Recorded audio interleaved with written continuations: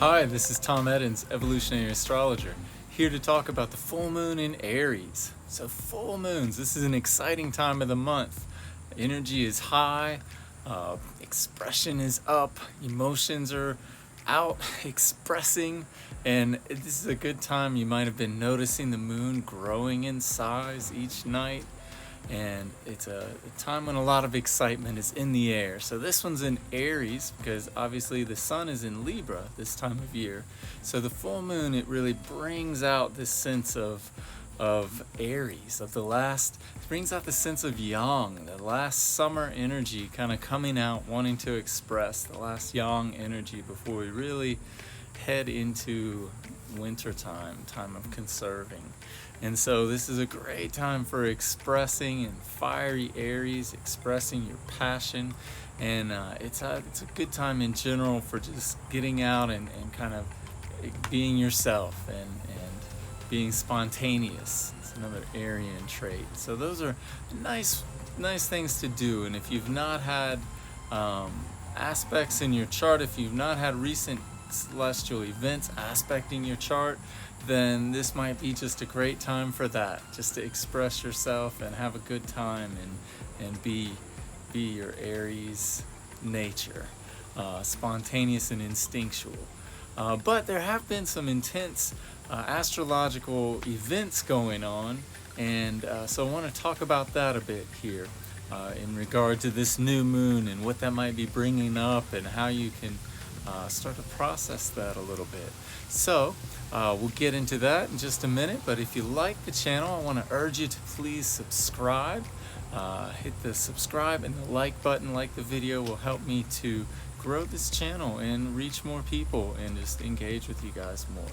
So anyway, appreciate it, and without further ado, we'll move on to the rest of this full moon. So I'm going to go ahead and pull up the chart here and let's have a look. I've simplified it a bit, so I hope that'll be helpful. Just left out all the other things that aren't necessarily directly aspecting the moon. So here we have, of course, the full moon opposite the sun, and we notice, first thing we notice, it's conjunct to Mars. So the sun is conjunct to Mars, and then means it's in opposition. So this full moon is in opposition to Mars in Libra. And Mars in Libra, it's an interesting opposition because the moon is in Mars's home sign of Aries, and so Mars is obviously in its furthest place away from its home sign of Aries, being in Libra. Mars in Libra, I like to describe it as an energy of repose. It's an energy of like, it wants to take action. Mars has desire and wants to take action to accomplish our individual hopes and dreams and goals and desires. And yet in the sign of Libra, it wants to look bigger than that. It wants to look out to, what are my ideals? What do I ideally want to achieve? What's the ideal action I want to take? Or what do I really strongly believe in? Maybe I want to take action or fight for justice, equality, balance, harmony. All of these kind of things are Mars in Libra. So Mars looking to express the sign that relates to relationship and other people. And so this is a great energy to include, to implement, integrate with this new moon, this full moon, because we'll see that it's also, this full moon is T-square then to Pluto. And so this Mars and Pluto are really approaching their square to one another. And the full moon is actually just a couple degrees past that, but it's going to carry the energy nonetheless. So this T-square to Pluto, what is that about? Well, Pluto is going to bring up a lot of compulsive energy. It's kind of the part of ourself that's deep down in the unconscious. It's that unconscious desire to live. It's kind of the primal drive in us to live and to really transcend death, to live beyond life in a way. So Pluto is life, it's death, it's rebirth and transformation. And all of that a lot of times is not easily approachable. And so it kind of just bubbles up from the unconscious, bubbles up within us, and expresses in our life in different ways. And so sometimes those ways can look like a death wish, or can look like an escape wish. You know, what do I mean? To look like a death wish, it means like Pluto comes up in ways that we express ourselves with intensity. You know, do you like to jump out of airplanes? Do you like to run marathons and you just train? That's an intense thing. Do you spend a lot of time practicing a skill or doing a thing? Or do you like high adrenaline activities? These are all Pluto kind of activities. And yeah, that's also, those are positive expressions. Also, Pluto can express in compulsions and addictions and habituations, those things we fall into just to bring us comfort in daily life because, you know, we're stressed, because life is stressful. Those things are ways in which Pluto bubbles up. And so sometimes we have to drop those things. Sometimes we have to drop our identification with those kind of habits, behaviors, or just what we get out of them when we're wanting to heal and expand. And so Pluto in Capricorn right now is bringing us a drive to find some responsibility. You know, really in the world, we need this responsibility to see how our systems are and are not serving us. You know, how are we going to let go of these systems, these government systems, these, you know, whatever systems that we've put in place to help us live and regulate life. And at one point they were maybe working for us, and now they're not working so much. So there's lots of centralized systems, governments, bankings, corporations, central institutions that, what do? They end up having a lot of power and control. And so there you can see the Pluto, the fear. Oh, no, we can't have chaos. We can't have, you know, natural spontaneity. We got to control. We got to put the kibosh on that. Whatever, that is a Plutonian kind of response. And so right now is a time in the world in which we're letting go of a lot of systems and we're opening then to new systems. And so part of that, part of our drive here is coming to a new level of maturity and responsibility in the sign of Capricorn, and effectiveness, usefulness. So systems that serve more people. So that's the problem with the central systems, that they serve a small group of people, and they tend to take on an elitist nature at some point or other. So anyway, so those systems are breaking down, and new systems will be reborn out of this, but it's a bit like the phoenix, you know, it rises out of the ashes.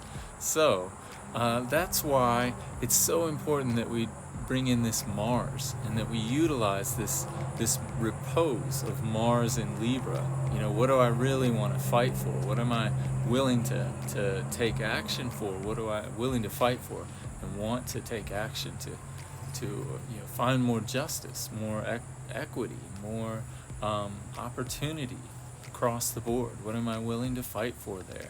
And what's worth holding back on action, and making sure that we kind of cover the bases and aren't shooting ourselves in the foot with new compulsive action. So you can see this T-square is about finding the balance there between that Mars in Libra that wants to take action and do the right thing and fight for some high ideal, and this Pluto in Capricorn that's really has a lot of fears and is looking to make the mature decision, and so it's just wants to, so what do we align with there? So here's where the full moon is pulling our emotions out, and it gives us an opportunity to see what we feel around these things. So notice how you're expressing, notice how your friends are expressing, and what we see on the news come up and all. This is going to give us some insight into part of the problem potentially here with Pluto and Mars. So that's an intense energy, a lot coming up there. Thankfully then we have Jupiter here that's actually in sextile and trine sextile to the moon, trine to the sun. So it's in a harmonious relationship with this full moon. Jupiter in Aquarius, then, expanding. Jupiter is how we expand into luck, how we leap in faith, how we move forward and expand into the greater parts of ourself. And so in Aquarius, it's looking to incorporate new ideas. It's looking to incorporate new technologies and new opportunities to try out new things. And so both Jupiter and Pluto have been in retrograde for quite a period now, and now they're finally direct at this time. So that energy has been held back in retrograde. So it's like with Pluto, it's like this sore has been building, and it's like the poison is being accumulated so that we can squeeze it out. And now it's direct, and it's the opportunity for it to get squeezed out. So that's what I mean. It's kind of intense with this Mars Pluto. We got to watch out for that. And Jupiter, same thing. The opportunity for luck has been held back. It's been compressed in retrograde. And so it's this sense of like, where am I not having faith in life and stepping into my greater presence? And so now that Jupiter's direct, we have the opportunity to move forward with that energy. And so there's a lot of positive potential in that as well. As long as we keep looking up, as long as we keep tuning in, centering ourselves, doing our centering practices, Qigong, meditation, and what have you, then we have the opportunity to really go somewhere big with this. There's one more aspect that I wanted to mention, and it's not exactly on here, but if I draw it in, then it's that we have Chiron here at 10 degrees Aries, and we have Mercury up here. So what this is if I've drawn that well, but Chiron opposite Mercury. So we have a Mercury-Chiron opposition. This is Mercury, our perceptions, how we perceive and think and communicate and take in and make sense of the world. Chiron, the wounded healer, the wound in ourself that is this existential kind of wound that we live with and that we heal over time. So Chiron here in Aries especially is a wound from aggression, a wound from too much adrenaline, from domination and war. And so God knows that's been a huge influence throughout the history of mankind, particularly the last 10,000 years or so of that history. But so what has that done to our psyche and our psyche, our psychology, our thoughts and perceptions, the Mercury there? So, and how as we recognize the wounds that have come up from domination and war and what we've been living through, as we're recognizing these wounds, how does that change the way we think?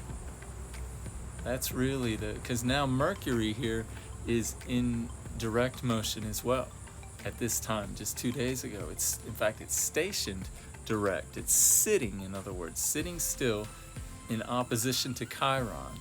So it's a chance to really gel with this energy.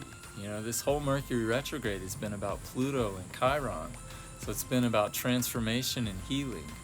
And now we have the opportunity to move forward. We're in direct motion with what's the new insight that's been gleaned in that period, particularly around, how can we move more towards wholeness and towards healing. And again, in the way we think about things, in the way we're perceiving life. And so as this full moon comes about and gives us the opportunity to express, brings out the expression of our heart, and the emotions are just flowing because it's a full moon. We got to just notice what's coming up, and it's a reflection for where we're at right now, and we might let go of some things. That's why I say this full moon is a good time to express. Let go of your frustration, your anger, your resentment, your sadness, just whatever it is. If you have the opportunity to do that in a healthy way, to express and get it out creatively, where you're not directing angry, directing anger or resentment or projecting that onto somebody else, but you find a healthy way to express and let that flow. This is a great opportunity for that release, and especially now that all these energies, all these planets are moving direct, they're moving forward. So